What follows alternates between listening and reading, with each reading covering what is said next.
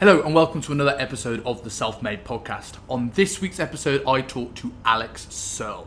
Alex was a really good friend of mine and started working back in our old former employer when I was running education. He was recently just coming into the industry. In this episode, we talk about his journey through coming into this, how he got to that personal training facility, his imposter syndrome walking into that facility, and how he's then gone on to build a really successful business, changing busy lives of professionals from this. We then delve into the things we see on a day-to-day basis. What are the things that people struggle with, or the mistakes people make when dieting? What are the things that hold people back? What are the things from the hours and years that we've both had in the industry of coaching that we see separates the people that get jaw-dropping transformations from the people who get stuck?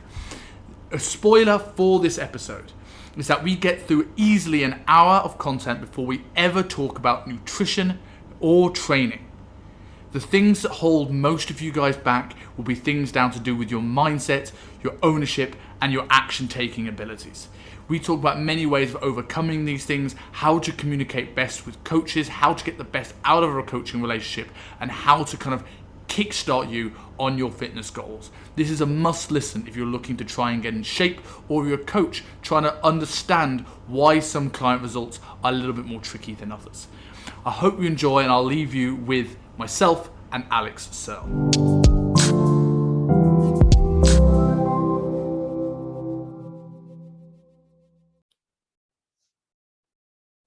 So for those of you who don't know who Alex is, Alex, tell us a little bit about yourself. Yeah, so basically I'm the founder of Alex Searle Fitness. Okay, I run a program called the Elite Performance Program. Basic personal trainer that's been running on the gym floor for a number of years, who transitioned onto online about a year and a half ago, 2 years now maybe, and has just been trying to evolve the product, trying to evolve my business, and trying to obviously achieve unreal results for my clients without all the confusing nonsense that is lurking in the fitness industry. Oh, nice. So to give a bit of background for why I got Alex on, so I used to work with Alex back at our previous employer back in the dungeon in Shoreditch, who he came on as a junior in that gym. And you were there for what? Just under a year, just over a year? I was just under a year, actually. I think it was actually 11 months. I thought when I left, I was like, oh, bang on a year. But no, I actually think it was just shy of that. I got itchy feet and didn't quite make it to the full year, I don't think. Okay, cool. Yeah, I mean, and I think I'm not alone in saying that a lot of people saying that the amount of potential you had, it's amazing to see what you've gone from and now. The drive that you had through then is obviously done really well. So tell us like a little bit about like how did you end up in that Shoreditch dungeon? Like, what's your story from like coming into the fitness industry? Why are you in this industry? Okay, all right. So first of all, really appreciate that. That genuinely means a lot. So how did I end up there, and sort of what was sort of like the story of obviously getting there? Was first of all, I'd always known that I wanted to be a PT. Knew that since my older cousin was a PT. So since I was young, I always used to like look up to him. So for me, it was like personal trainer was the one without any question. Done a pretty standard route of what PTs do. They'll get qualified, they'll go into their local gyms, maybe a couple of local gyms around them. Then I was set in one for, I think it was about 3 or 4 years now. And I have always been sort of just very aspirational and very, I want more, what's more, like there's more to this, there's bigger and better to anything, whether that be business, whether that's life, and so on. And I think having that sort of always drove me forwards. And anyway, so after working at that local gym for a while now, it was about 3 or 4 years, and I was starting to sort of like set my eyes into London. I had a couple of friends moving in there. I was living just outside at the time. And then basically the story was that actually one of my local clients went for lunch with one of her friends, and she had already achieved fantastic transformation at that time. And it turns out that her friend was the sister-in-law of the CEO of the previous company that we were at. So they hadn't seen each other for a while. I had already been speaking to my client at this time about making that shift, about, oh, I want to work in London. I think it'd be really, really cool to work with sort of like these elite people, these high-end performers and so on in like a really cool private gym. And then it was purely just fate that was the circumstance. She went to meet with her friend. Her friend was like, oh my gosh, you've lost so much weight. What happened? Obviously, my client then gave me the backstory of me, and then went in, because we were quite close as well. So she went into the story of how I wanted to work in London. And then the friend was like, oh, funny you should say that. My brother-in-law actually owns a huge company who's got multiple locations based in central London. Can you do you want some more information on it? So, and then that's sort of like, that's where it all started, to be honest. That then came back to me, and then I was very hesitant at first. I was massive imposter syndrome kicked in, but yeah, I just thought, fuck it, let's go, let's just see what obviously can happen. Applied. A few months later, I had my first day. So I mean, like, how long were you in the industry before you applied for the job? So, that gets me thinking. I think, off the top of my head now, it was a while back. Off the top of my head now, it was about 3 or 4 years in the personal training space. I think it was close to 3 in the personal training space. Before I was a PT, I was actually a gymnastics coach as well. So again, going back to that background of I've always been coaching since I must have been about 6 years. Even before that, I think it was since I was about 15 or something like that. I was coaching.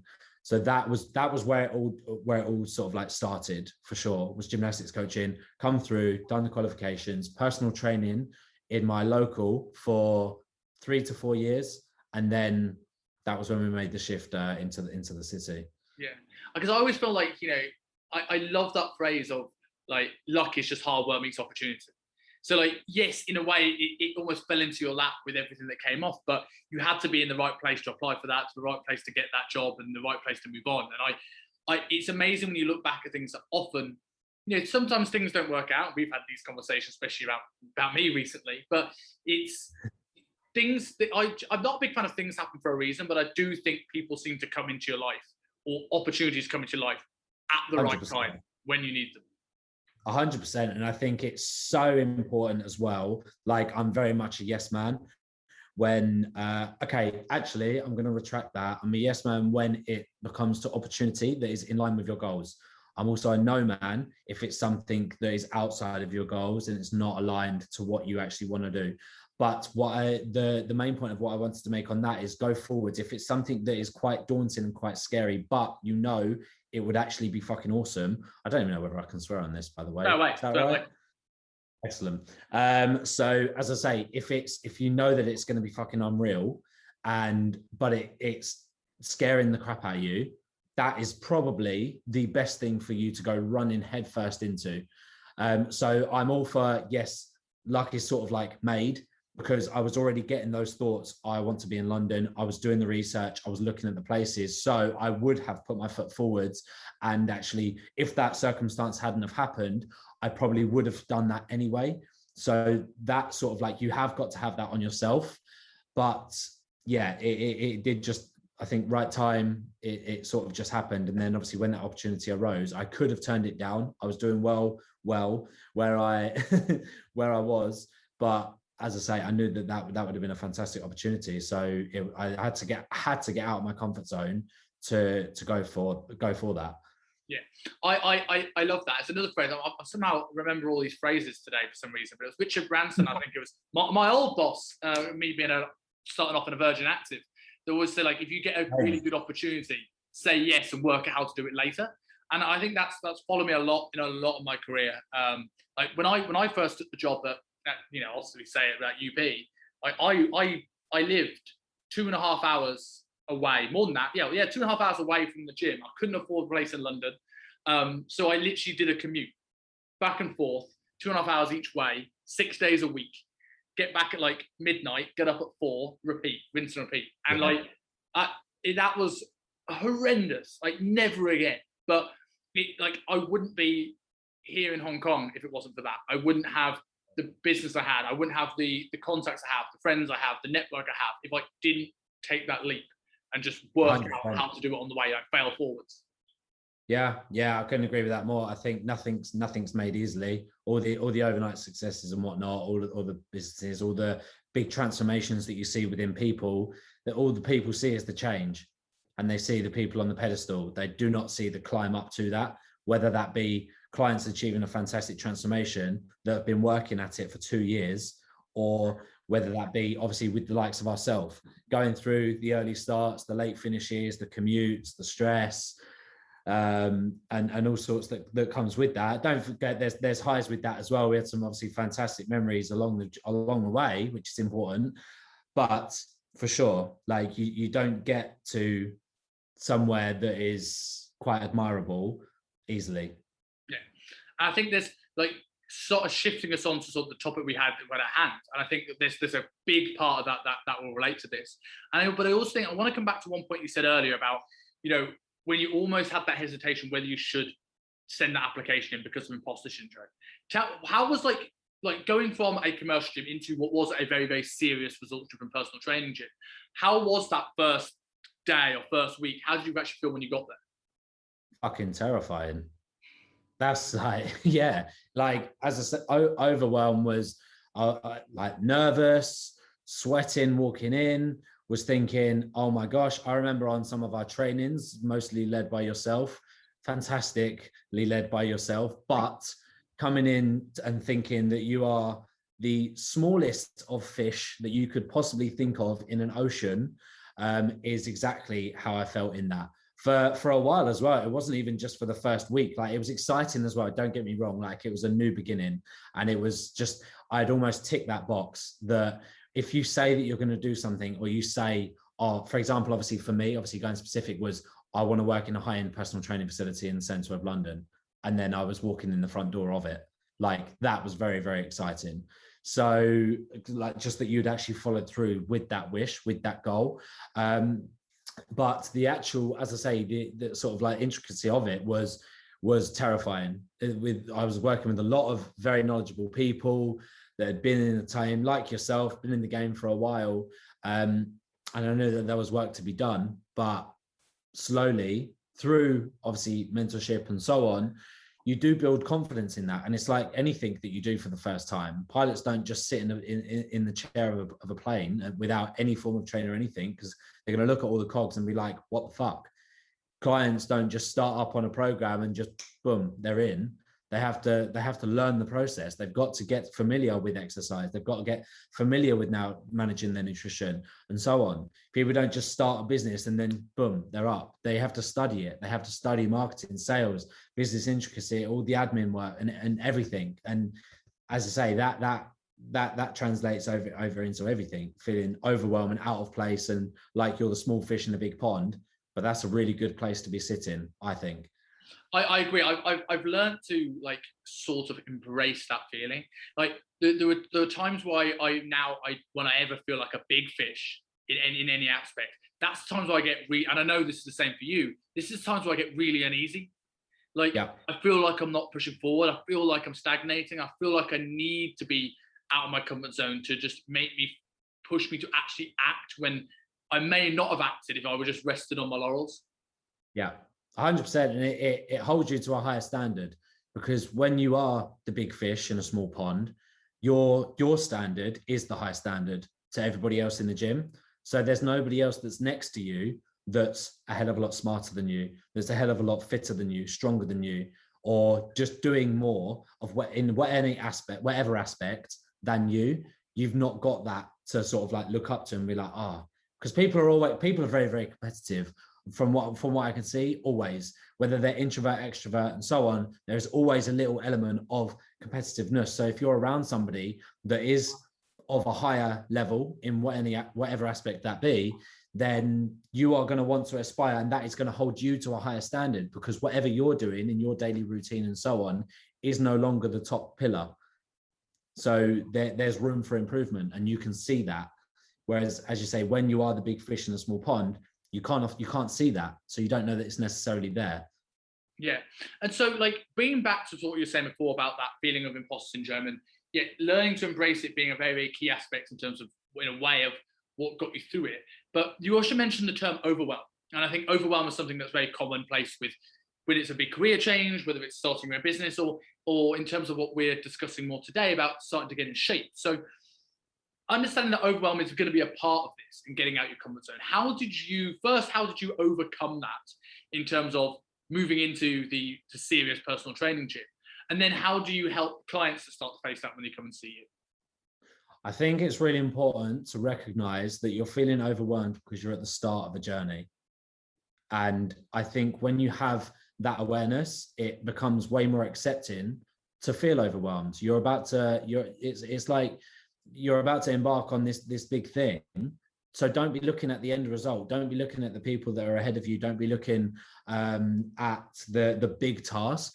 Look at it as the journey. And that starts with 1 foot at a time, 1 step at a time. So I think for me, starting off, I knew that I just need to read the stuff that I'd been given, read some of the education, and just learn along the way.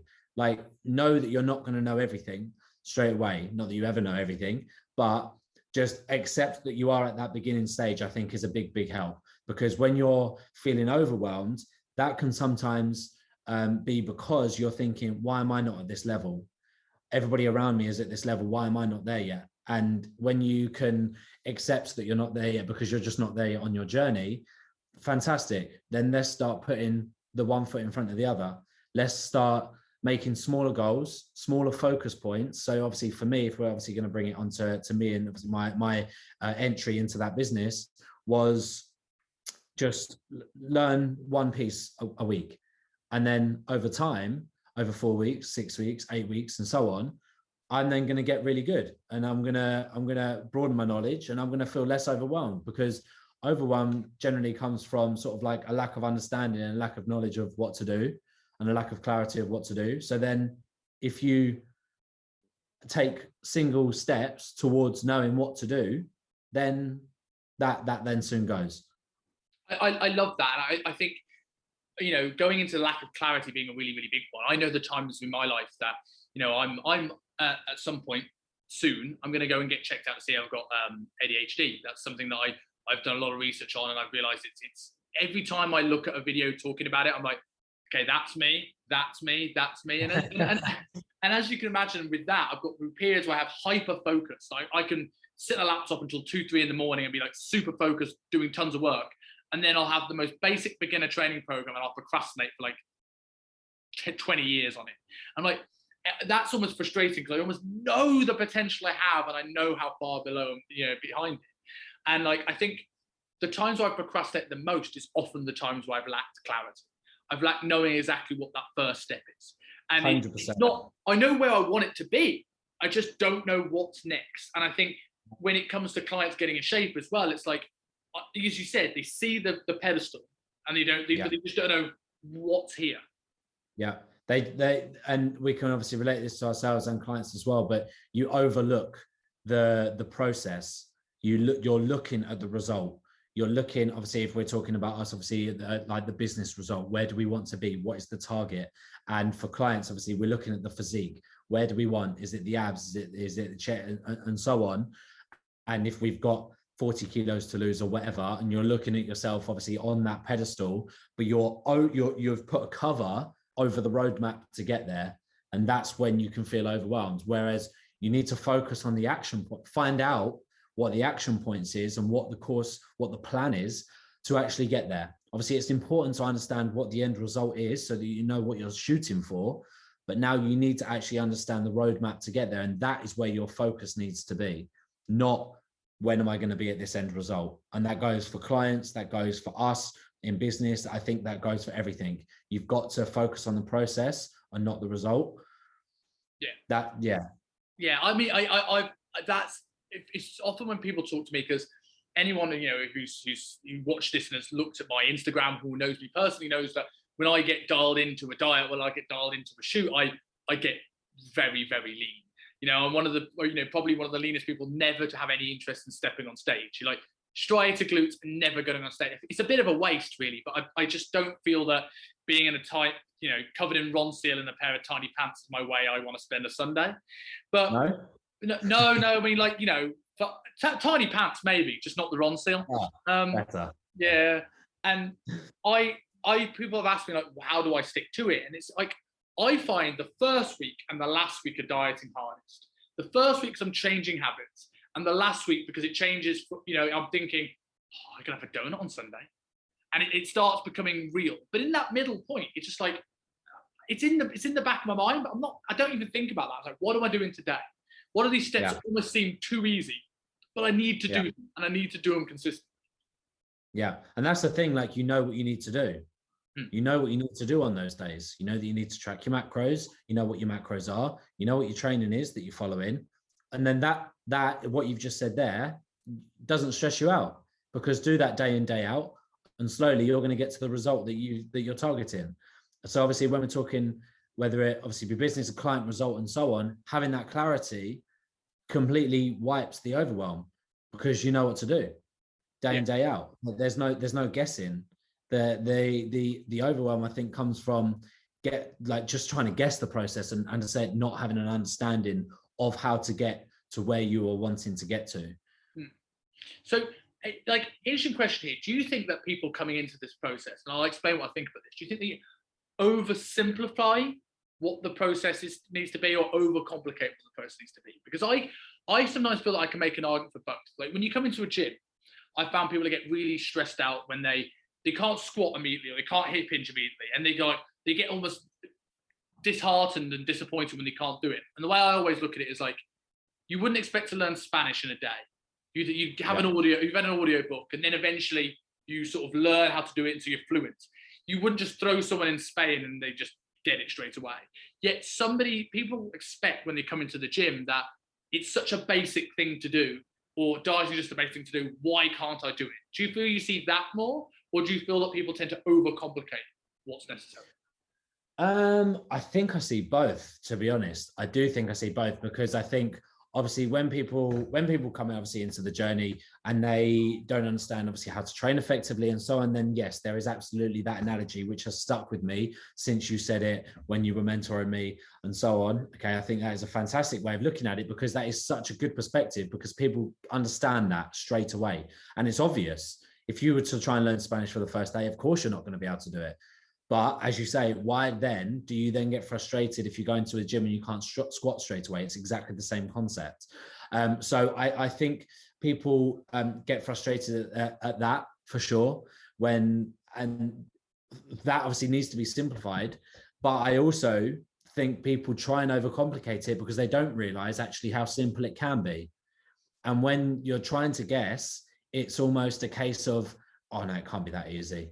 Like when I'm talking in my content about nutrition, sticking to your calories, obviously tracking out your macros and so on, following a clear and concise training plan, doing your steps, getting good sleep, that's pretty boring.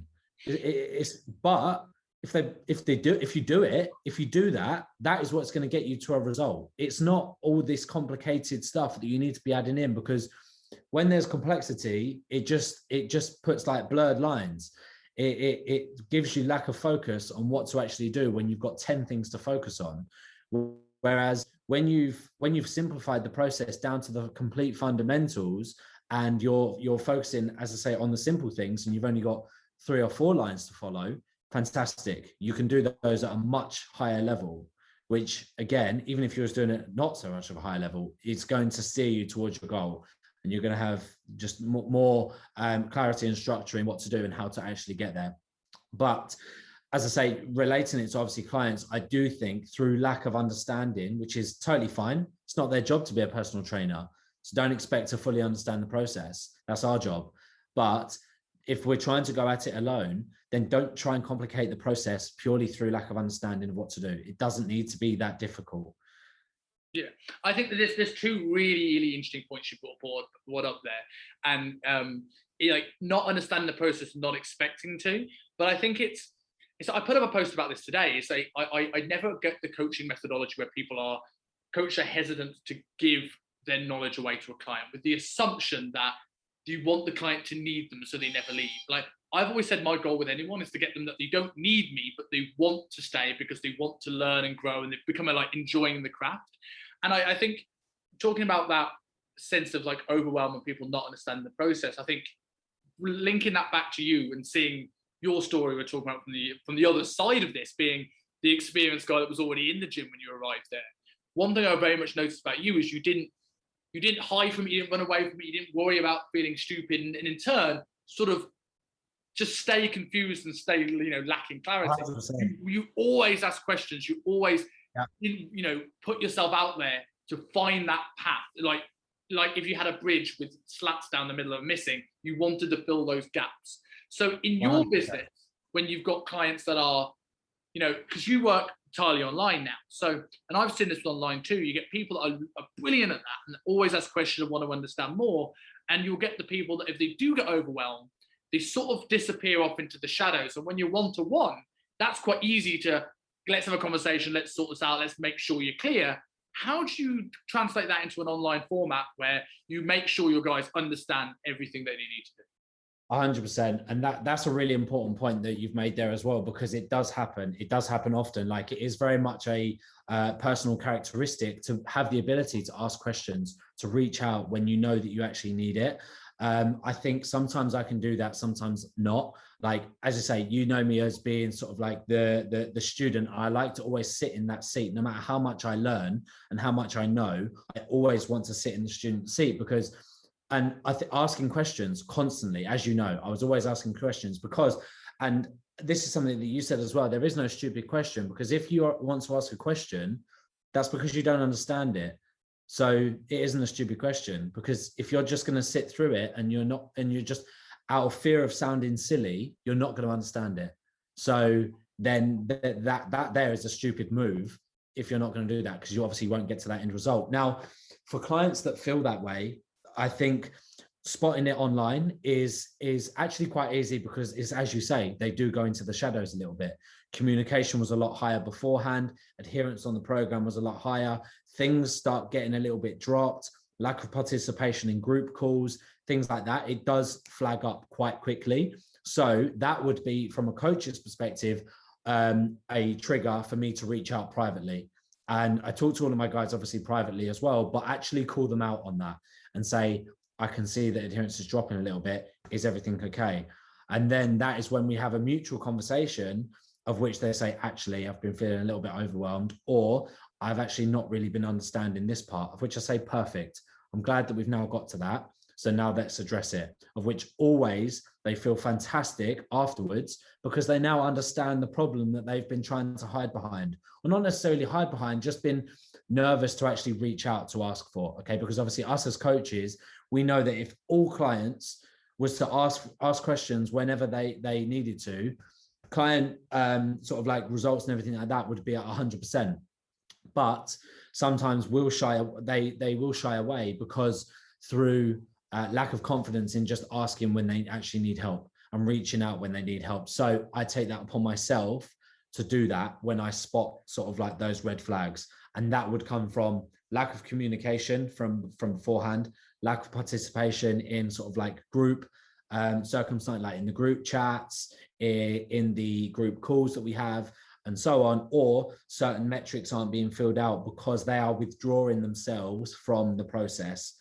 And that's purely come through just that initial feeling of overwhelm, and then they'll back off. And then where they then back off the program, and then that sort of like just downward spiral from there. Yeah, and I'm in a lot of groups. I'm like you in the sense I always want to put myself into the student's mindset. Like, I spend a lot of money, a lot of time on my education, work with some great mentors, and because of this, I'm in a lot of Facebook groups.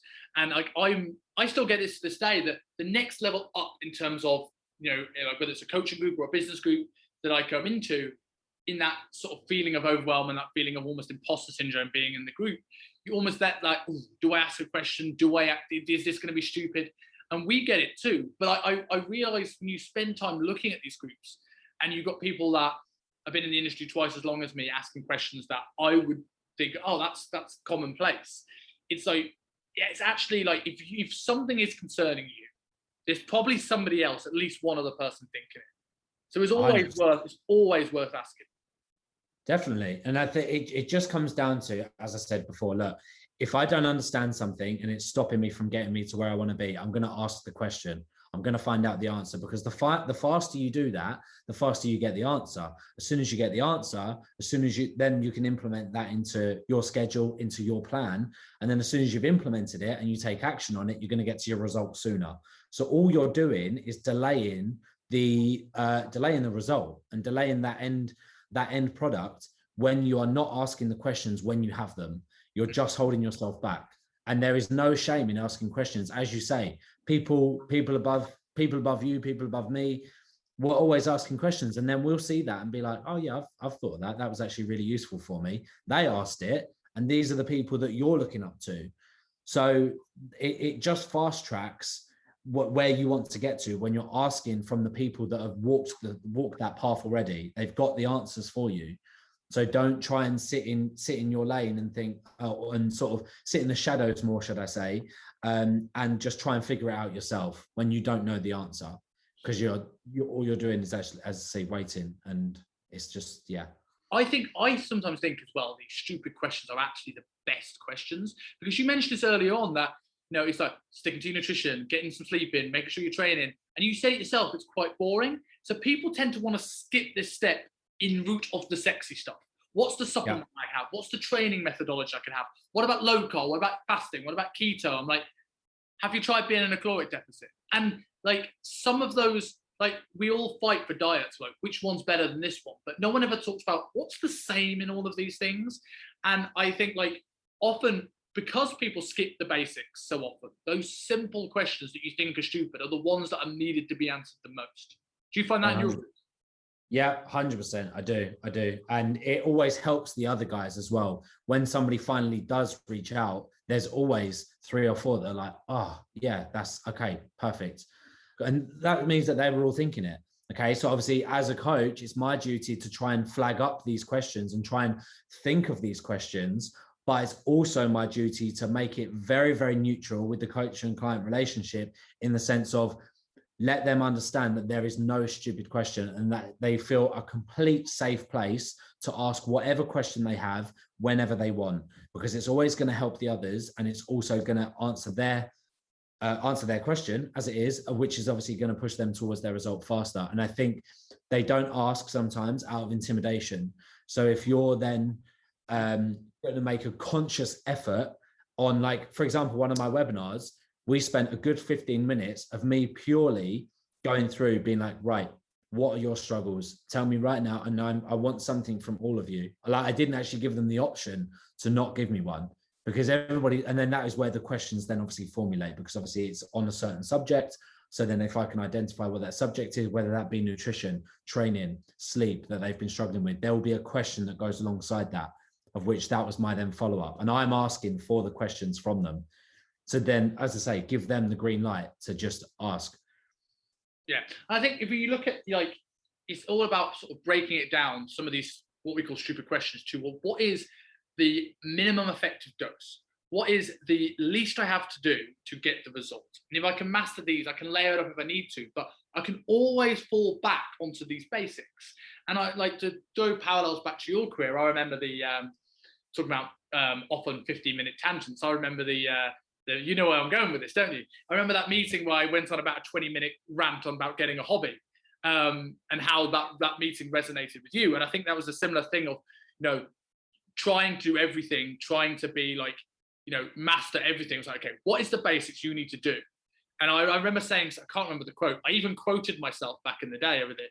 But I was like, it's always, it's to be able to be the best, you think you need to know everything, but you actually need longevity. Longevity comes with experience. And similar thing when you're looking at clients with dieting, it's like, yeah, you can do everything now, but you need to be able to stick this out for like 20, 24, 25 plus weeks. If you burn out in 4, you're not going to get there. I'd rather do half of what you're doing now, but be able to stick it out for the long haul. Definitely. I think that a little thought that sort of just sparked off of that is something that I hounded with my guys quite often, is that you've got to serve yourself first as well.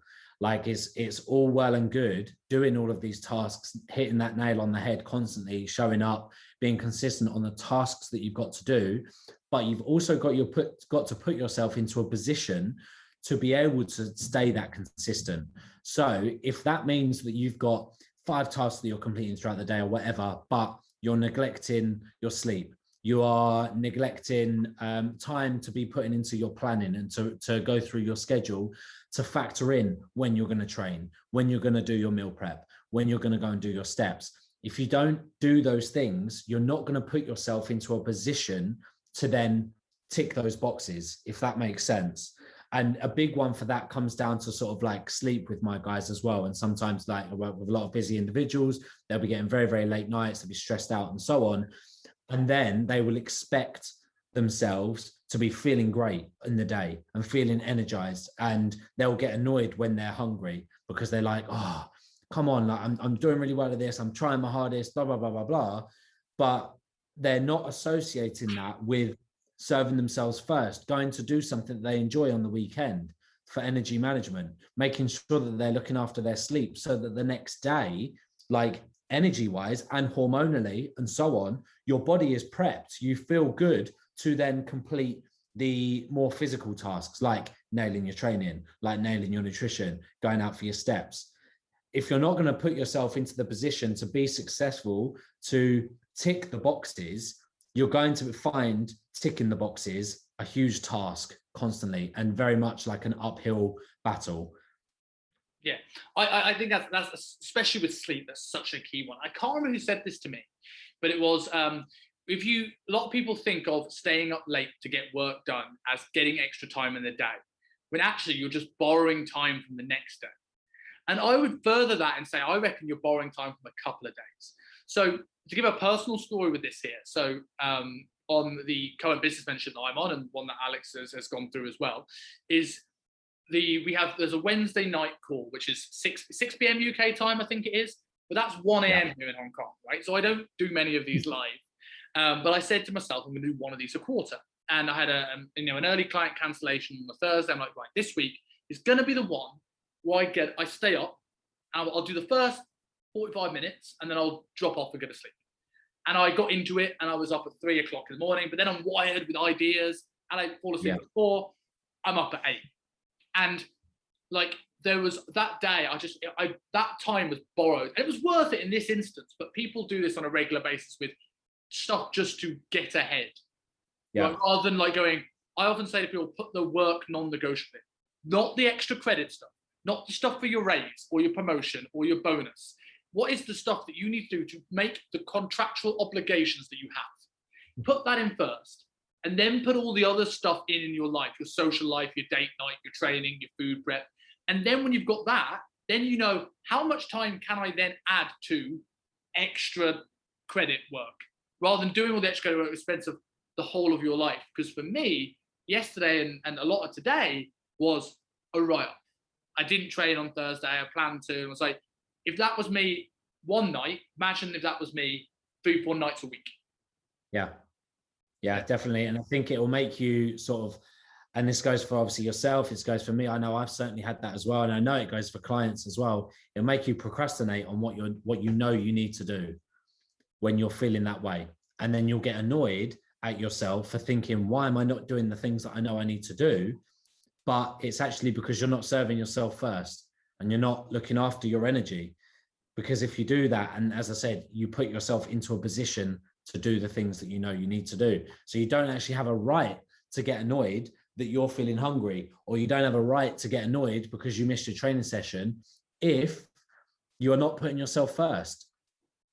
Like, as I say, it comes a lot down to the energy management, and you've got to look after that, because if you're going to run yourself on the red line, consistency is not going to be there, and then longevity is not going to be there. And if you can't stay consistent over time, whether it be with anything, business, physique, achieving transformation, you won't get there. And so with that in mind, obviously, both of us deal with a very similar clientele and like very, very busy, driven individuals, very much in a way like ourselves. And that's probably why we resonate with those people. So like, there's this obviously mentality of these people have got to where they are by hustling. And obviously that's a massively important part, and it's necessary. But when people coming in to see a personal trainer and they're thinking beast mode, they're thinking hustle, they're thinking hard training, how do you get them to take a step back and make them understand the importance of recovery? Like, how do you like make them see that this is worth, like themselves is worth taking time for? Of course, I think 9 times out of 10 it actually goes the other way to that, in the sense of they've come from a very lazy background, and you actually need to install the fact that we've got some work to do. But to sort of answer what you said there, I think coming obviously from like that hustle and making the importance of rest very, very known, they will already understand that, because they would have already gone through periods of their life where they've been burnt out, and it's the same concept. So these people that we're working with, they will full well know stress, they will full well know burnout and tiredness and fatigue, and that comes through trying to hustle without looking at the energy management, without looking at the recovery and the rest time. So if you can then relate that to something that they've already been through, they will get a deeper understanding of it, because they like, fucking hell, yeah. Like, I remember only last week, I was so burnt out. I literally got nothing done for the next 3 days after that. And I needed to really recover and spend the whole weekend just completely relaxing. And it's like, perfect. So people only address it when they reach the breaking point. So, and then what do they always revert to? So I said to my guys not that long ago on a webinar, it was that whenever you are super stressed out and you're burnt out, you're at this point where you're just really tired, what do you always do? It's like, oh my God, I'm going to make sure that I get an early night tonight. Like, I'm going to make sure I'm just going to chill out, just put a film on or something like that and get an early night. That's like their known thing to go to when they've hit burnout. So if you can actually incorporate that quite frequently and strategically, and actually have that in your schedule so that you don't hit burnout, because you know that that is what recharges you to then feel fantastic the day after, fantastic. Let's do that more frequently, so that then you can actually just be a well-oiled machine that can run at a really high run rate more consistently over a longer period of time, rather than not looking after that, run into the red line, not filling the car up with petrol, and actually just completely hitting burnout and running out of fuel, and then you're actually having to have a pit stop. So that, yeah. I like that analogy. I like that analogy of sort of like, like using the car analogy, hitting the red line. I think that's massively important as well. And you can go further with that in terms of how they're fueling themselves as well, in terms of the nutrition they choose. Like it's Craig Ballantyne who comes up with never ever make important decisions when you're hungry, angry, lonely, or tired. And I love that. And I think that resonates with so many people. It's like if you're looking at the reasons why you haven't stuck to your diet this week, right? Oh, I was hungry. Okay, cool. So as any of these other three things happened, oh, I was tired. Cool. Let's look at your sleep, because that's probably the biggest thing. We can work on food volume all you like, but if you're getting 2 hours a night sleep, or are you eating because you're lonely? Are you eating because you're angry? When you start to be able to identify those things, that's where coaching becomes coaching, where you can actually go, right, let's help the real issue here, if it's in your remit. And if not, then at least it's time to find somebody else to help out with this. Definitely. I recently had a conversation with a client who had been struggling a little bit recently, and we already know, and I've already got it as a red flag, of whenever it is that she's coming the week before her period, always struggles with the diet massively. Obviously, a lot of my girls do, but some more so than others. So this particular client that I'm talking about now really does struggle, but never associates it with, it's because we're the week before your period. It happens every single month. And then she was basically trying to say, oh, can we change this? Can we change that? I think we need to do this. As you say, trying to make decisions when coming from a bad place. She's coming from tired, stressed, not feeling great, because it's on that build-up. We know that it's just not her peak week. And she was trying to change the program out of rash decisions, of which I had to make a really difficult conversation, and difficult conversation, just be an honest conversation. I'd be like, no, what we're doing is absolutely spot on. We know what we need to do with regards to the simple steps to get to where we want to get to, but you're wanting to change the program at the moment because we've hit a little bit of a blip on the week that we know that we struggle with. This is the time of which we do not make any changes, and that we do not make any rash decisions while you are in that current state. And I just really had to take ownership of what she was doing, just really lay the line and be like, this is what I've asked you to do. Please follow this, because she was trying to go against it, trying to try different things and so on, out of making that rash decision from a tired, stressed out place. Yeah, I think that's going off a little bit of a tangent in terms of talking about clientele, but looking at where coaches often overcomplicate things. I think what you did there was really, really good in terms of like, we're not making any changes. I see a lot of coaches, when we're learning about the menstrual cycle in girls and the science behind it, a lot of coaches look at things like, go deep into the science. And I think it's good to know that stuff and understand why. So week before period, you might get these little issues, you might find someone struggling, so you need to be prepared for it. But I've seen it where you go, right, during this phase, we're going to have this many carbs and this many fats, and this is going to be your training. And the next week, we're going to change it up. And it's like, your client 2 weeks ago, talking back to overwhelm, didn't know what a carb and a fat was. And now you've got them 4 diet plans in 4 weeks.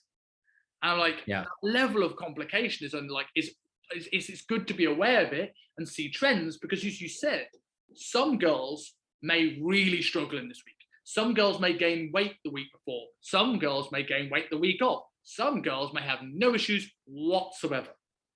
100%. It's also contraception. You got to think in that. And I know a little bit, but I don't know anywhere enough to generally go, this is what's going to happen in week 3. Like who knows? I think it's just coaches trying to sound sciencey.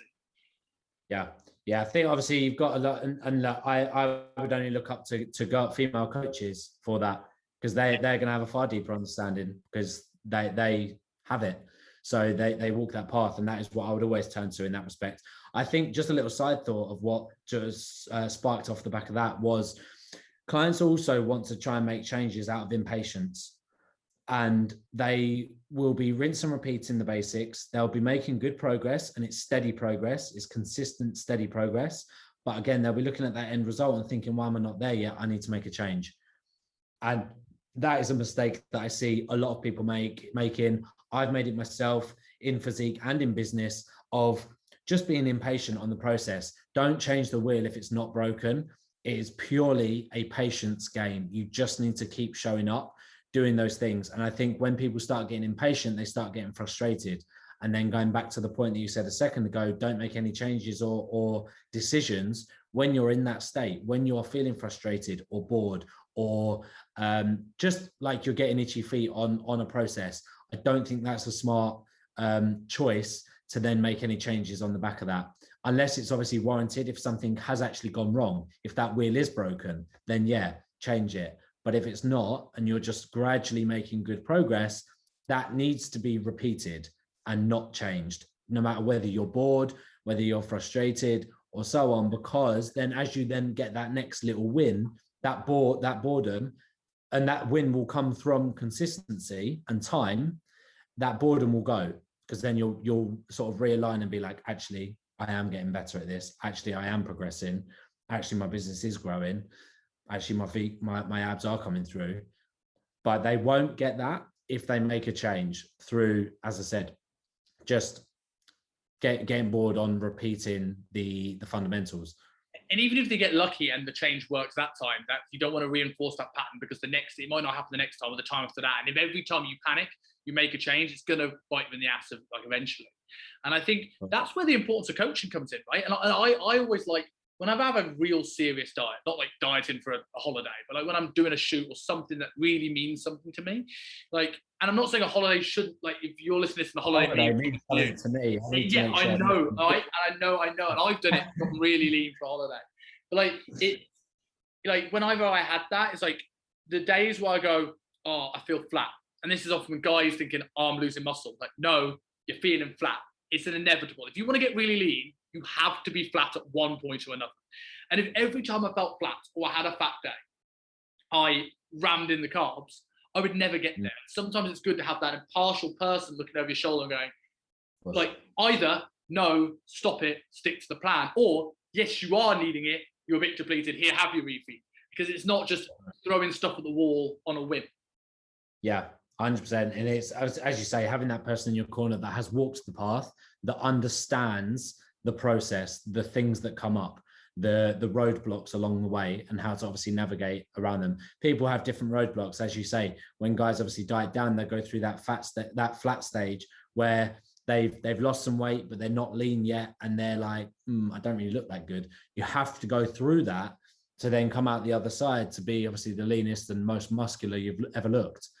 And as I say, that's the same for females. And yeah, when people are obviously trying to run that path on their own and they don't understand that that's part of the process, then that's when the fuck up comes. And then that's when they'll either fall off the wagon because they're bored, or they'll feel like a failure because they're looking flat and they don't know why. And then they will just go against, obviously, they'll either throw the towel in and be like, oh, that's that then. Or, as I say, get frustrated and think that the process doesn't work. Yeah, and I completely agree with that. And I think, I mean, I don't know if you agree with this, to help like overcome those moments where you start to have that downward thing. I think one of the big things, I think for me, is making sure you double down on your metrics at this time. I think a lot of times one of the biggest mistakes, not so much dieters make when they get coaching, but dieters make before they get coaching. And when you look at things like Weight Watchers and Slimming World and all these things where maybe you do once a week weight, or even like you just look at body weight and nothing else, that metric alone doesn't tell the whole story. Like, you know, we look at things like stall and whooshes when people have stress, and if you just looked at weight, you think this isn't working. Whereas if you looked at weight, photos, circumference measurements, performance, you then go, some weeks, no, you're not. But you know for certain, there's, going back to your point before, there's clarity and there's no procrastination. You know there's a change need to be made. But some weeks, like, look, your weight's not dropped, but look at these photos. Look at your circumference measurements, and like, it's fine. Hold off. This is the best case scenario, because people look at weight, and actually, if you can hold weight, and it won't happen forever, but if you can hold weight, look better, drop circumference measurements, I'm like, fuck, you can't get better than that, right? Yeah, definitely. I've had 3 conversations this week about that exact point that you've just said there. And all of them self-recognized it when they were like, they'd sort of, weight was still the same, but I could see, and I was saying on their check-ins, the progress was good. Your gym progress is going up. You're getting stronger. You're looking better on your photos. And I actually had to revert back to the first set of photos that they took to where they are now. Or even with one of them was actually only from a few weeks ago, which weight had slowed down a little bit, but he's a beginner, right? And obviously being a beginner, your weight, yes, okay, can drop, but your response to muscle gain is going to be a hell of a lot faster. So obviously with regards to recomposition, weight could actually look quite level, but your physique will be completely changing. And that is only going to be recognized once you have run that course and you have got a few weeks down the line of being consistent and going through the frustration of trying not to get annoyed at your weight staying the same. And then you look at your before and after photos and think, fucking hell, I look like a different person, despite the fact that your weight's not changed. And it is so triggering for people when they are only looking at the weight and something, they might have seen a plateau and they'll be getting into a right rut, okay, big rut. They'll be getting very frustrated. And then the other 2 that I was talking about with some of my clients, they looked back at their photos and they were like, fucking look how good I look. And I was like, exactly. And then that mindset shift like that, literally like a switch has gone off. And then all of a sudden, now they're absolutely smashing it. They're straight back to it and so on. Whereas when people don't look at obviously all the other metrics, which they most definitely are, yes, okay, weight is an important metric, but it's not the only one. And when a client is trying to, say, go at it alone or something like that, and you are only looking at the weight, that is where the frustration comes, because you're not looking at the other metrics. You're not getting fit. You're not noticing that you're getting fitter. You're not noticing that you're getting stronger, that you're actually feeling more confident because you're getting frustrated that the scales are saying the same number. Yeah. And I think that's a really like key point there. And I think this all comes down to, it's like setting right expectations from the off. So when I added a lot of videos to my members area recently, and I've started uploading on my weekly webinars, and I look back at some of the old videos I did, and I've got this sort of like, in a way, sort of like intro area, like kickstart area, was like best about nutrition, training, and they're all like 4 to 7 minutes. And I've got setting expectations. I open up the video and it's 16 minutes long.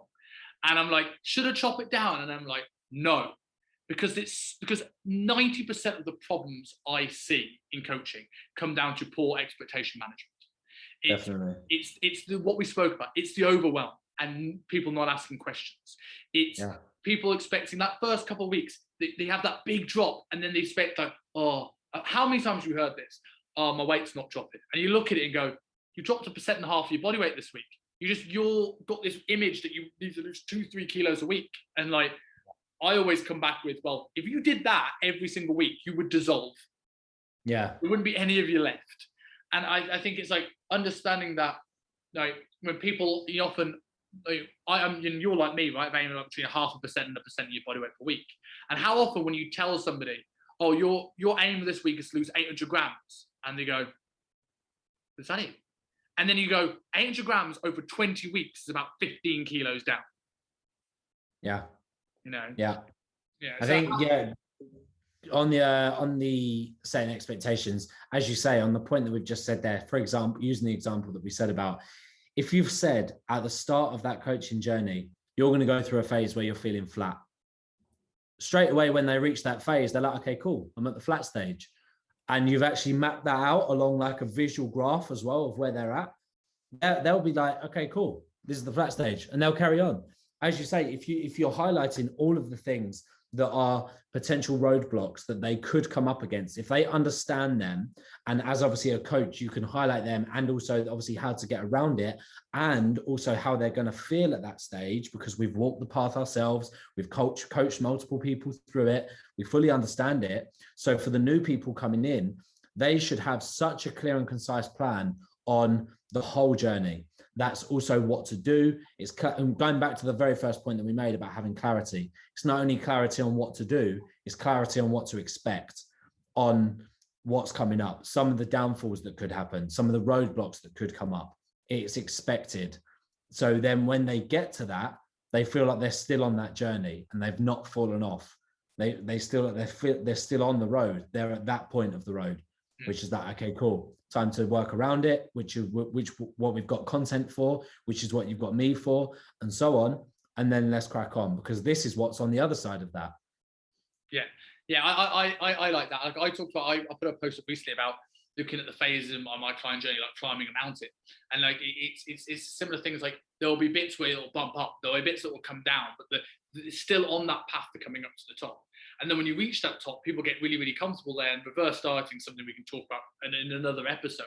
But don't get too comfortable, because you can either fall back down that mountain or you can hike back down that mountain safely. And like understanding sort of like those key things that are coming up, I think is so fundamentally important for, as you say, keeping people on the straight and narrow and on that path. And understand that's. I loved how you said there, they haven't fallen off. It is just part of that journey, and it's necessary. 100%. Yeah, because they will feel like they have. They will feel like they have. They're feeling negatively towards it. It's not a good phase. It's not a good loss. They're not looking as muscular anymore. Going back to the example, if they were looking flat, they're looking at that negatively. They're not looking at that as part of the journey. So then if you can reframe that, and you can. They know that the girls are going to see fluctuation over their period. They know that if they go out on a weekend on a social occasion, their weight on Monday and Tuesday is going to be up, and they know why. Then and obviously the guy that's looking flat, that's lost a load of weight, that's not quite lean yet, but he's halfway. He is halfway. But if he's looking flat and just not looking great, and he doesn't understand that that's still on the path, then he's going to think that he's doing something wrong. That something is not that's not going right, and you can't link those two things together. Like in terms of like, oh, I'm feeling flat, I must be losing muscle. Where he might not link in the same way that you would link, I'm not losing muscle, because look at your training performance skyrocket up. If you're getting stronger, and it's not the first couple of weeks where nervous system adaptations happen, it's like you're getting consistently stronger, you're not losing muscle. Like if we put these two things together, it shows that we're flat. And when you show someone that, you're like, oh yeah, I never put that link together. I just saw scale weight down, I look skinny in mirror, panic. Yeah. Straight away, disengagement from the program, panic, think that you're doing something wrong. And as I say, downward spiral. Whereas, as I say, setting the expectation that they'll know what to expect if that time comes. When I think this also brings on to the fact, if people listen to this and wanting to potentially look for a coach, and they're like, how much do you think it's important that someone is like the coach that they're looking for has gone through the process themselves? Obviously, I've already explained that I have. The photo that's going to accompany this podcast shows that you have. But how important was the lessons you've learned from dieting yourself when it came to learning what to do with others? Absolutely fundamental. Like I would argue that, of course, I'm in the camp of, yeah, your coach should be in shape. If obviously you've got like physique coach, yeah, he should be in shape or should have been in fantastic shape himself. And also in the sense of that he needs to have coached a lot of people previously, if he hadn't, got a lot of experience and got some fantastic results. Okay, because quite often Olympian coaches weren't in the Olympics, but that doesn't mean to say that they're not fantastic at their job. Okay, so I do see two lights in that a little bit, but obviously reverting to your question, relating it actually to me and what did I actually learn throughout that process and was it valuable? 100%. I learned the most that I've ever learned within my coaching through going through the process myself. That is when I was prepping for my photo shoot, obviously with the physique guys. That is when I've now been looking at my performance, how to elevate my performance, how to manage my energy, how to build a business. Going through those steps and achieving success in those areas is when I've learned the most through, as I say, walking that path. So I think when you're looking for a coach, you should look at somebody that has walked that path for sure, because they are going to understand the hurdles that you came up against. They would have made the mistakes already, so that then they can course correct you and guide you on the straight and narrow, and just not sort of like short circuit your result, just get you there quicker, as in you're not selling yourself short on that. It just cuts out all the trouble, all the hassle, as much of it as possible anyway, because obviously when we're talking about, if we're obviously going to be talking about physique, there are a lot of things that come into this. It's very, very individual to the person, metabolism, hormones, gender, all sorts. So there are going to be roadblocks, whatever that be. But if you're working with somebody that has been through that process, they will have a deeper understanding of how to actually get around it. Yeah, I would make an argument, and I don't want any strength coaches coming at me now telling me that I'm a wanker, but like I would make an argument that it's more important with a physique coach than it is with a strength coach, and I'll say why. Because with like sports and strength coaches, like you can study and learn the demands of the sport. You might not know what it's mentally like to do the sport, but you can learn the demands of sport. Then you can plan the training around the sport. And while nutrition is incredibly important to get your best, and we both know this, and is fundamental, you don't need to be necessarily insanely need the demands of the sport. Well, I would say that with the physique coach, there isn't a shut off with a diet. And like, if we notice that we've talked about dieting pitfalls, this has been the topic of this podcast. Where do people struggle with the diet? And at one point have we talked about proteins, carbs, fats. We haven't talked about macro splits. We haven't talked about types of training. We haven't talked about anything like that. Everything has been about things off the gym floor and things that if we hadn't had felt flat, if we hadn't have gotten disheartened, if we hadn't been in a position where we were nervous about asking questions, if we hadn't had coaching programs where we've been overwhelmed, would we know that this was a problem? As opposed to, here's your diet, go. And I think if you've never had the purpose, like, I don't think everyone needs to look like Dorian Yates, but I think having some semblance of muscle and having got leaner, I don't say you have to be show lean, but I think you have to have gotten leaner than 90% of your clients will be willing to or will ever have gone, because then you'll know when it's, yeah, you're just flat, come on, you've got this, you're on the right path. And when it's no, stop making excuses, because you've been there and you know both. For sure. And I think obviously when you're only going to get that through, as a coach, walking the path. Yeah. And actually understanding that is the only way. You can read as many books as you like, study it, but until you actually feel it, which is what everybody has a deeper emotional connection to everything. It's not, words are fantastic, but emotions are always king. So if you've actually got an emotional connection to how that actually feels as a coach, then you've got a much deeper understanding of how to prescribe to your clients and what to actually obviously give to your clients. But I think obviously with like some of the mistakes that I think clients make as well is, as you say, fantastic what you said there about it's not on the gym floor.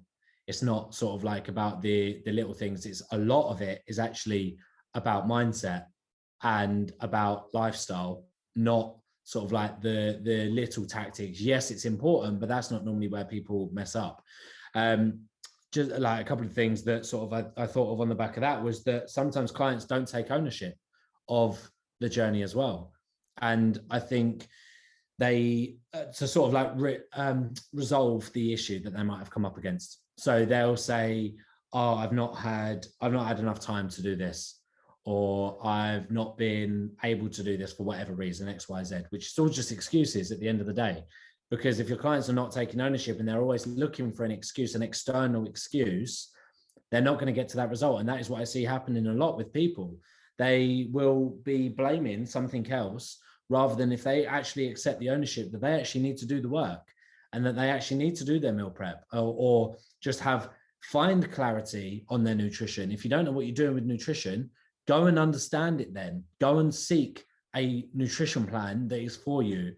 Get the clarity on what to actually do. Stop blaming others. Stop looking elsewhere, thinking X, Y, Z for all your excuses, because that isn't going to actually get you anywhere. Or like I should say, I've not had time to do this. Make time. If you want the result, then make time. It's not an excuse. If you don't want the result, then great, you can make the excuse for it, but then you don't want the result because you don't want to put in the work to actually get there. Yeah, and understanding that is also fine. People going back to the hustle thing, people think they have to be, thick skin lean whilst running a multi-million-pound business. And understand, like, life comes in waves and priorities change over life, and sometimes things are dialed up and sometimes things are dialed down, and you very rarely can do everything at once. Sometimes things have got to be put on maintenance mode whilst you push another area of life up. And if you generally don't want something, it's not a bad thing. Let's work at how we can like control this, add some balance in, and then when you're ready to push, we'll push. And I love that. I love that thing about taking ownership. And like some of the things I hear is, one is like you just said, I haven't got time. It's finding time. When you realize it's finding time, like everybody has 24 hours in a day. The Rock has 24 hours in a day, but he gets all this done. So like, how do you have less time? And other things I hear with that, like common ones, is like, I didn't get my steps up because the weather outside was X. And I'm like, yeah, are you in control of the weather? And if it rained for the next 6 months, are you telling me that that's going to be the thing that stops you getting in shape? Like walk around the flat, suck it up and go out in the rain. And I don't want to be like, as a coach, I'll try and find ways of making things as easy as accommodating as possible. But there's got to be that point where it's like, if this is really important to you, it's not always going to be fun. We want to make it often fun, and you want to get into it and love it. But like a business, like we both love what we do for a living, right? But if you told me you love every single second of every part of your job, you'd be fucking lying. And things you do, like the way I often try to describe that back is like when clients say things like this, like they don't want to do this because it's raining outside, they don't want to do this because it's boring, or they don't want to do X, Y, and Z. I always look at I'll go like, what do you like your job? And like someone will be like a lawyer, I go, cool. So are there parts of your job that you don't like? And I'll say yes. He goes, yes, but do you do it? Yes. Why? And it's like, because the delayed gratification of having to be able to buy nice things and having rent and being able to put food on the table is more important than I don't like doing paperwork. Because otherwise, everyone in the world would just stay in bed. Yeah. I love that. Yeah, there's a few more that I always like those things. Like when it comes to excuses, like when you start to realize that those things are in your control, becomes really, really important. It is, and it is about taking that ownership, as you say, because I think people need to lean into their issues, not run away from them. And that is what people always do. Whatever issue somebody come up against, they'll shy away from it rather than leaning into it. Whereas obviously, and it's obvious when you put it out verbally, if you lean into the issue and resolve it, job done. Let's move on. But that is never how it goes. That is never how it goes. And I myself can relate to it. I know other people can. When people come up against struggles, that is the part that they will then ignore the most, or just, as I say, back off from the most. Whereas if you can then lean into it, you can then fix it. If you know that time is your issue, don't make an excuse about it. Lean into it. What can you do about it? Where are the gaps? Let's really focus on that issue to then transform that and make it not an issue, okay? Make it potentially obviously a strength and so on. If it be nutrition, I don't understand nutrition. All right, stop focusing on your training, stop focusing on your NEAT then, lean into your nutrition. Let's get a deeper understanding of it. Let's find out what we obviously need to do to actually keep us on track.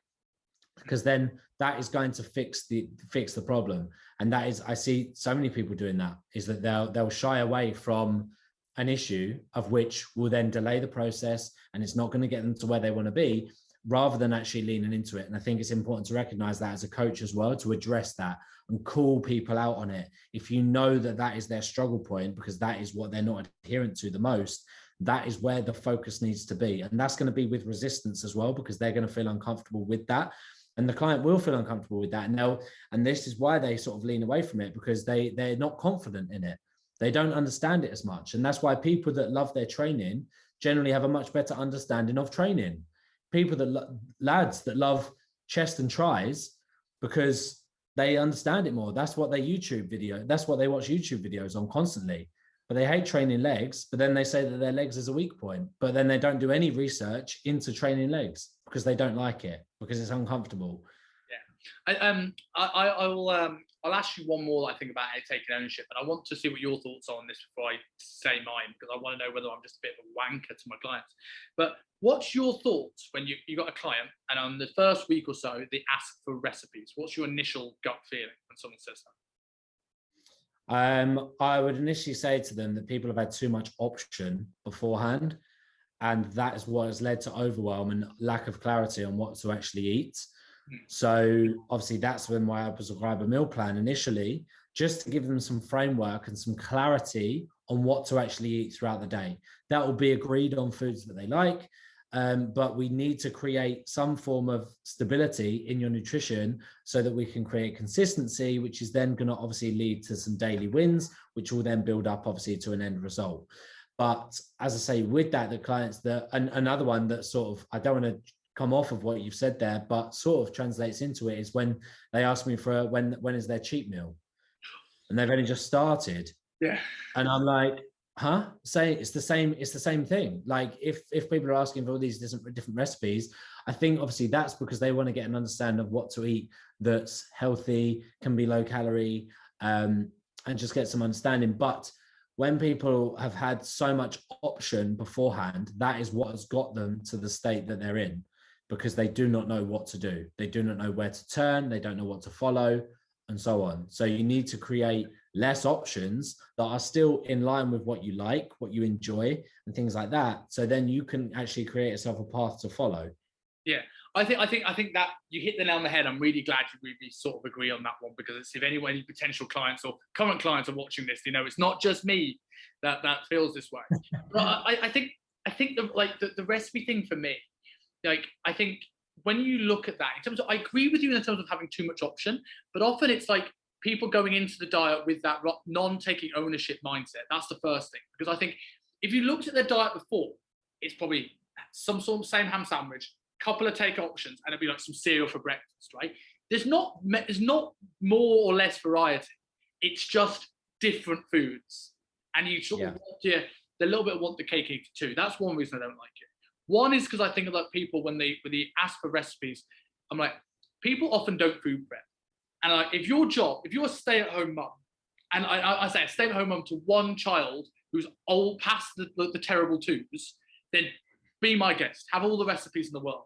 But you're busy executive lawyers asking for recipes, like, you might be able to keep this level of food prep up for a week. If you've got a new meal plan every week, you're going to burn out, as we spoke about earlier, so quickly. The third thing I think it shows me, we talk about taking ownership. It's like, I don't mind having a client give recipes if they've come to me with 3 or 4, and I'll go, oh, here's another one, try this. But it shows that little bit of a, why can't you go? I'm not a chef. I'll help you. I'll give you some options. I'll give you some spice seasonings. I'll give you food options. But the fact that you can't go and Google a recipe of how to use this makes me worry that you're expecting this to be handed to you. And that's sort of like, but also I want to go on to a point you made about that meal plan and bring it back to another analogy we used about training. Remember we used that you wouldn't expect to learn Spanish in a day. This applies to meal planning as well. And any coach should go straight in and giving macros on day one. It's like, imagine if you're a language coach and you go, I want to learn Spanish. And I go, so should I grab an audio book or a cassette tape, or should I get an app? And it goes, no, just go to Spain. But I don't know Spanish. Just go to Spain. You'll pick it up.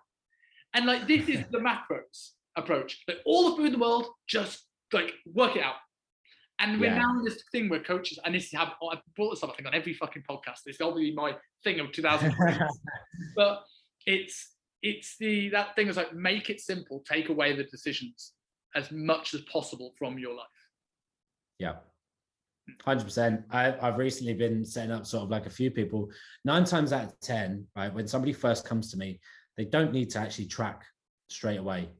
I'm putting them onto a meal plan of which is structured on good quality foods that I know that are going to be aligned to their goals. And I just need to get some consistency onto that. And they will see a huge change on that. Just because 9 times out of 10, people that come to me have been eating shit previously, they've not been sleeping properly, and they haven't done any training. If you can just fix that, rather than then obviously piling on with these people, right now you need to track, now you need to do all of this stuff.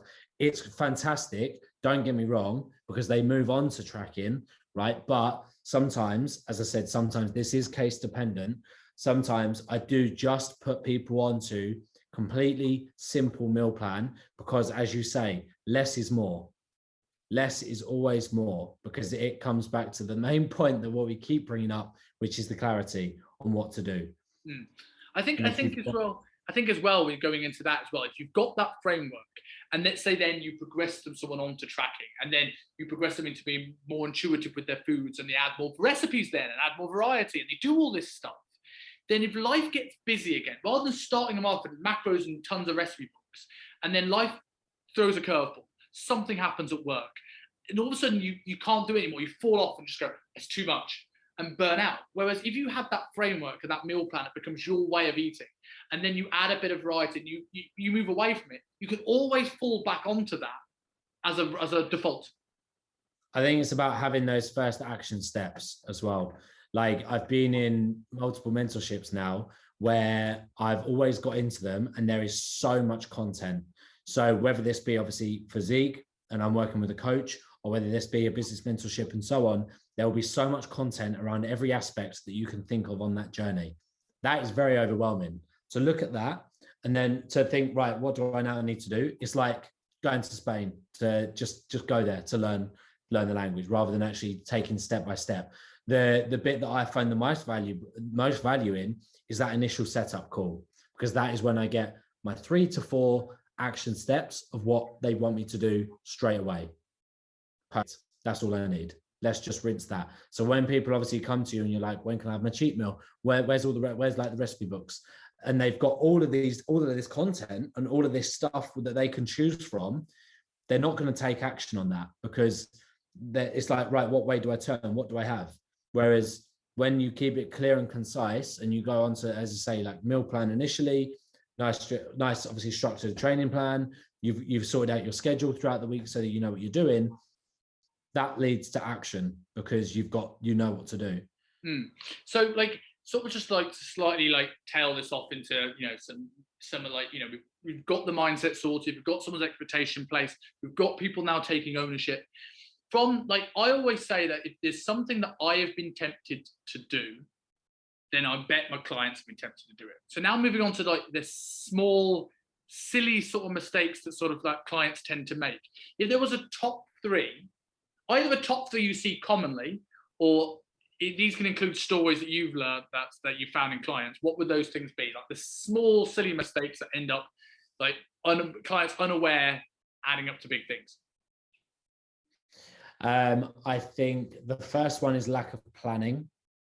So that is one thing that I do with my guys, first of all, is that they will expect to be able to follow their nutrition plan. They will expect to follow their training plan, but they've not actually planned into their schedule what time are you training. As we say, obviously working with a lot of busy individuals. Okay, cool. So what time are you actually training? Obviously, I'll be providing the training plan, but what actual time in the day are you training?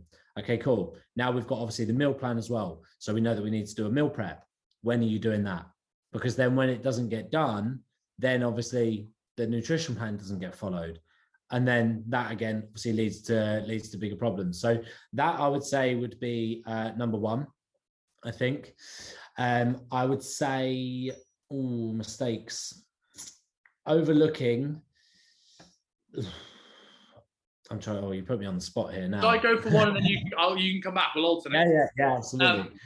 One that I always find, like, and I'll tie some of these back to a story, is certainly for the people at track, is like hunting MyFitnessPal for the most friendly option for something that you want to justify it. Like, I remember going to a restaurant. I often these for me are on mini diets, so I don't do these when I'm on full diet, but on a mini diet, I'm just tidying up and I haven't got that real why.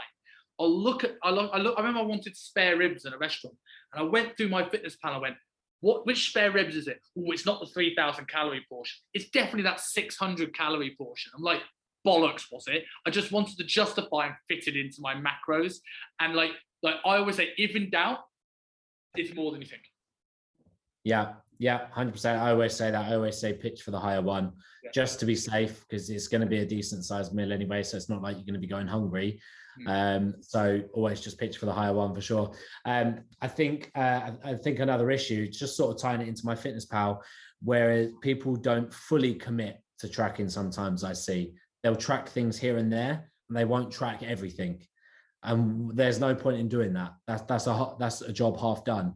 The point of tracking is obviously to understand that you can stick to nutrition targets. So if you're going to track all of your big meals, like the meat portion, your carbs, the drinks that you've had and so on, but you're not going to track the oils, the sauces, the biscuits in between and things like that, then you're going to end up leaving sort of questioning. You'll be like, well, I'm tracking, so what's going on? Why am I not losing weight? Because I am tracking. They're convincing themselves that they're doing the job, but actually the job that they're doing is only a job half done.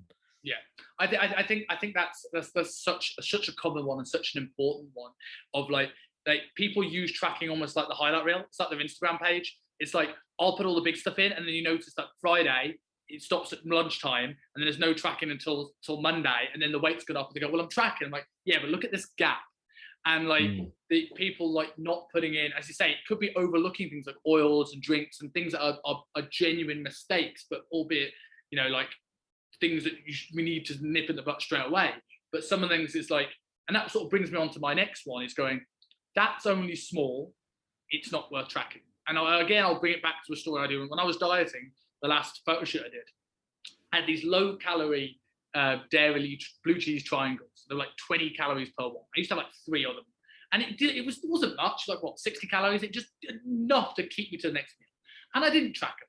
Maybe I should have done, but it didn't affect my progress. It was 60 calories a day. But that is what a client will do with a cookie, because they're not aware of the calories and the portion sizes. And that 300 calorie cookie, it only looks like this, but it adds up to huge things. Yeah, 100%. I see that often. For sure. I see that often. I think another thing that I see quite often, and this sort of comes from people that are coming from the outside that don't have a coach, and that is so like a big mistake that I see most people making is coming back to the clarity on the program. And when I say program, I mean the whole aspect. So they're not following any form of training plan. They're not following any form of nutrition strategy. They're not looking at their schedule and planning when they're going for steps, when they're going to be resting. They're not looking at their sleep. They are just purely making it up as they go along. They're making up their training as they go along, not following any form of periodization. They're just following the trends and doing whatever they feel like. Because 9 times out of 10, I will get somebody on the consultation call with me, and I'll be going into their training. They'll be like, okay, so yeah, I go in, I sort of just do whatever I feel like. Right. Okay, cool. Not going to be seeing any progress there then. Again, nutrition. How can you be making progress throughout following obviously a nutrition plan if you've not got one, and you don't know what targets to actually be sticking to? And no wonder you're feeling overwhelmed, because you don't know what on earth you're doing. And then obviously not looking at your lifestyle aspects, like when are you actually factoring in walks, when are you factoring in time for yourself, when are you going to start going to bed at a normal time rather than being a teenager that's trying to skip an early bedtime. I think that's a big mistake that I see people making. And then it always just leads to frustration. They'll get months down the line and they look the same, even though they've been going to the gym, so they think they've been doing all right. And consciously, I love that one, consciously trying to eat better, which again, they'll get to the weekend, they'll still be having a big blowout. They'll be not following anything, like any form of strategy throughout the week with regards to their nutrition targets or any form of meal plan. And then they get 2 months down the line and they look the same. Yeah, I think that ties in quite nicely to my final one. And for me, it's people trying to cling to their old way of life whilst trying to improve and get a new way of life. And one of the things I added to my consultation process, when I sometimes do this on sales calls with online, but I certainly do when I have a one-to-one client. It's the first proper session with me and I'm trying to delve into the why. And that is like, I don't just say, how do you want to look? I have my consult go through a past, future, present model. Past, why are you not happy right now? What do we need to change? Future, where do you want to be? And then present is like, how do we bridge this gap? And like, I go through sales consult lists as well as in first sessions. And in the future part, I used to just be like, how do you want to look? Tell me what body fat you are, any people you want to look like. But then I now go, how do you want to look? How do you want to feel? What habits do you want to have? Because I see all the time at home, again, people on a consult call go, I'd love to be that kind of person that gets up in the morning and goes for a run. I'd love to be that person that hikes on the weekend. I'd love to be that person that food preps. Yet they don't do it from day one. They're almost thinking that when they have the apps, they'll all of a sudden be motivated to do the hike on the weekend. I'm like, no, if you want to do that, you need to start now. And the same sort of thing applies when you get to weekends. I see people go, so what's the plan? What's the plan for Saturday? Oh, I don't plan that far ahead.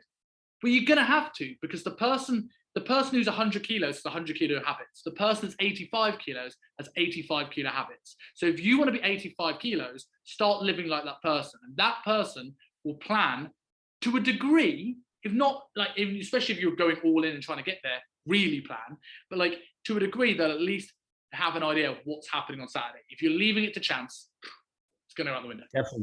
Definitely. And I think it will come through experience as well, because you say, obviously, that person will plan. Yes, they will. But I also think somebody that's in shape year round, they just live the habits. They don't necessarily need to plan it. They know what they need to be doing. That it's not being planned. It's their lifestyle. So you need to be able to adopt that. And I think that's a really interesting point that you've brought up there. And that's actually a little note that I actually had written down, was that people hold themselves to the standards of where they're at, right? So if they're holding themselves to low standards, that is obviously the current body shape that they're in, the current position that they're in with business, the current situation that they're in with anything is down to the standards that they've held themselves to. Whereas if they can hold themselves to a higher standard, which is going to be the person that is in shape year round, he's holding themselves to higher standards. He's not being lazy. He's not letting himself do that, because he knows if he wants to keep himself in this peak condition and with a healthy lifestyle, wants to be fit, wants to stay trim, wants to feel confident and so on, that's not going to come from low standards. That comes from holding yourself at a higher standard. When people come through the door, always the standards are obviously set low. So it's about setting that new frame of standards, and that is where you need to be. I think that is an incredible point to sort of leave it off from there. I think, like if people leave with that thought of like, I need to set myself a new standard, I think that's a good way to go. So for people who don't know where to find you, where do we find Alex Searle? Yeah, absolutely. So mainly I'm on Instagram, to be honest. So Alex Searle Fitness. Obviously you can reach out, drop me DMs if you've got any questions or anything like that. I'm always in my DMs, just helping people out and so on. Obviously posting up content 9 times out of 10. I use a lot of the questions that I get as content. So I'll be Instagram, Alex Searle Fitness. Awesome. And then for anyone that doesn't know, we've already planned to have a round 2 of this to talk more about business. From obviously this one, when I met Alex, he was a trainer. He was the nervous imposter syndrome trainer, got on to become a master at getting results, and now he's really, really taking his business to new levels. So that'll be a really, really interesting one not to miss. But thank you very much, Alex. It's been an absolute pleasure having you on, and I can't wait for round 2. No problem, mate.